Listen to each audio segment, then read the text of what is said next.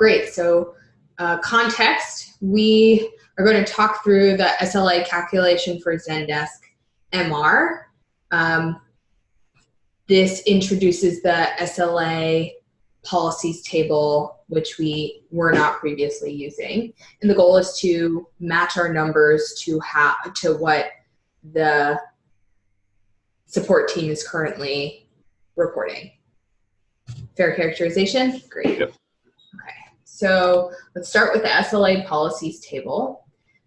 If we look at this table, it's kind of hard to understand at first glance, but the short version is that an SLA policy has an ID, a title, a description, and then the criteria for whether or not a ticket falls under that SLA policy.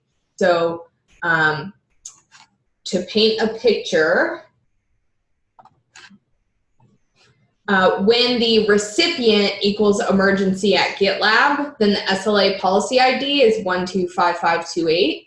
And so what that looks like in the SLA policy table is the field is recipient, the operator is equal, and the value is emergency at GitLab. Does that make sense? It does. I think what was confusing initially is that case when is setting the policy ID, or can you go back to the previous model? Oh yeah, here. So it's setting the value as the policy ID, but the field name is not descriptive of that at all. Yeah, so I went back and forth on the best way to do this, and the detail that's important here, like let's look at how these other policies are set. So premium and ultimate or gold and silver, the way these SLAs are set is based on the organization tag. So in an ideal world where, you know, it's always based off a certain criteria, then we could have it reference the specific policy. But there, like the one thought I had was moving this case when statement into here, and then kind of like case when this is true, it's premium, case when this is true, it's ultimate, case when this is true, it's emergency. But the problem with that approach is that we're hashing the recipient email addresses because we don't want people to know which support rep is answering it. We're also, you know, so we're masking that information in the interest of privacy. And so that's why that's happening in the base model. The other advantage to doing it this way, and I think we talked about this a little bit asynchronously, is that we've identified that some tickets have both. They meet the emergency SLA criteria and the ultimate, premium, gold, and silver SLA criteria. And I'm pretty sure they're being counted in both.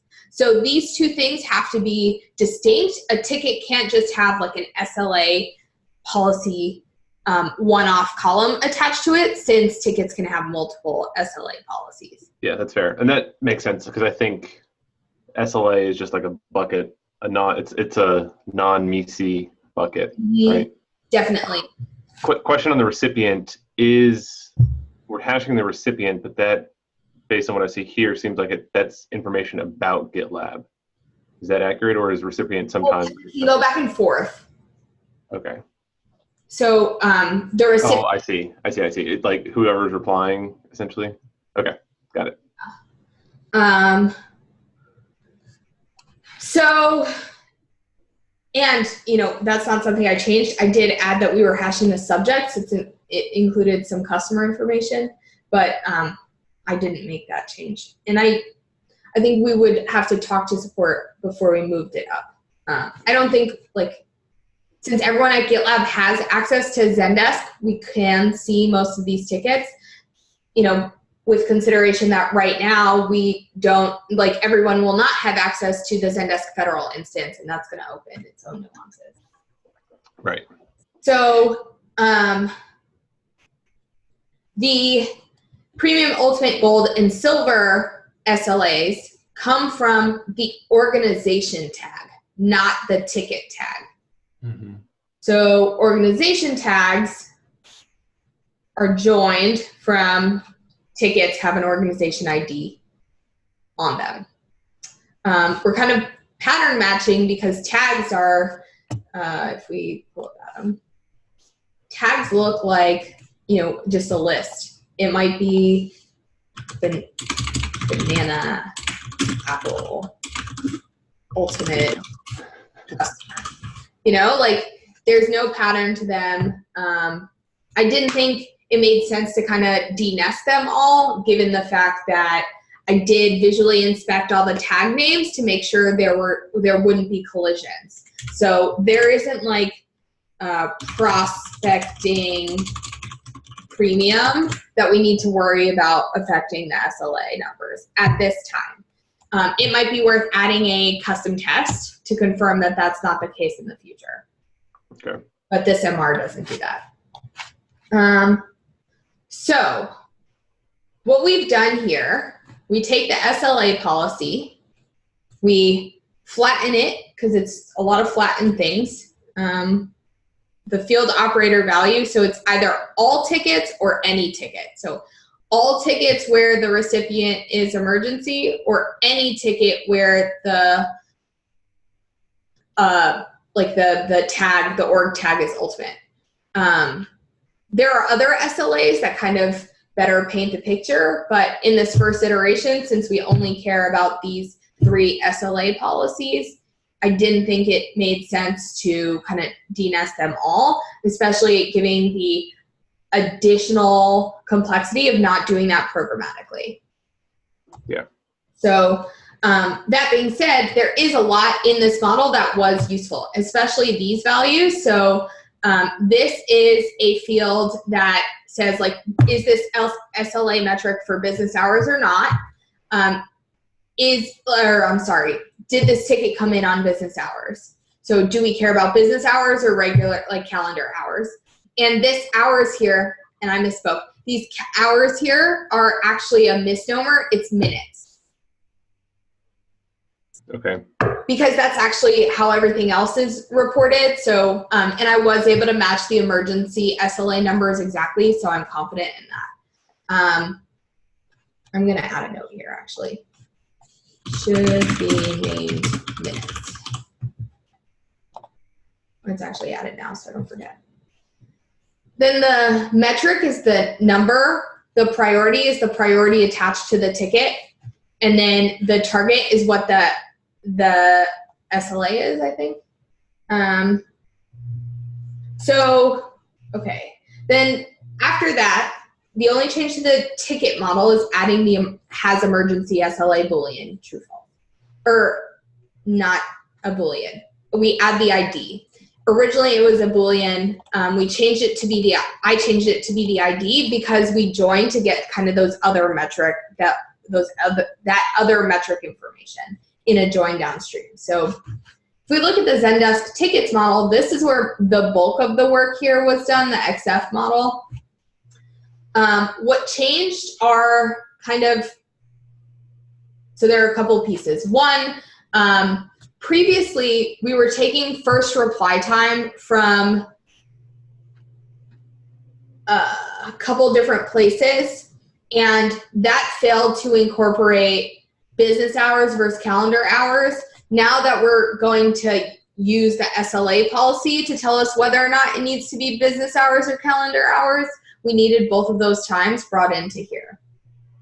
We added a reference to SLA policies, and we currently only care about first reply time based on the ticket that we got from Tom Cooney. We pull in organization tags since that's the criteria for Premium, Ultimate, Gold, Silver. And then here, so we take the existing tickets XF model. Now we're going to join to the SLA policies table on the SLA policy ID from the SLA policies table to the policy provided in either the emergency SLA or the Premium, Ultimate, Gold SLA. And we're matching on the priority because the SLA tickets have different metrics on whether it's priority, high, medium, low, independent of the tier of the product that you're getting or the tier of support you're getting. Okay. So this, I think, is part of the reason the numbers are not matching exactly today, because things fit into emergency and they fit into gold, but we're only joining once. So we're only taking emergency if it exists. We're not joining into gold. So this is part of what needs to change. Gotcha. The next piece. Wait, so to follow up on that, though, you said you had your numbers were matching for one of them. Emergency. For emergency, but even when you allowed them to be both in the different buckets, it still wasn't matching?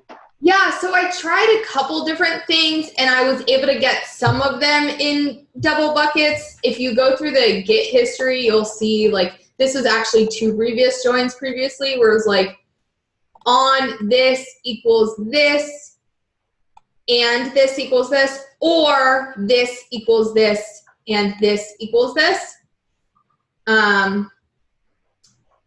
And that got the numbers closer, but it still didn't get it right. So I understand. I wonder makes more sense. The effect of doing an or instead of just doing it, just joining that table multiple times. So you have a left join for the emergency, then a left join. Yeah, I mean that.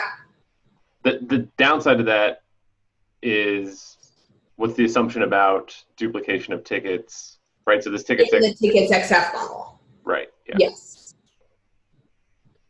So you could always, yeah. That is what the problem would be, and I would make the case from a data warehouse design standpoint that the tickets XF model does mean 1 ticket per row, and that would have to be an additional downstream model.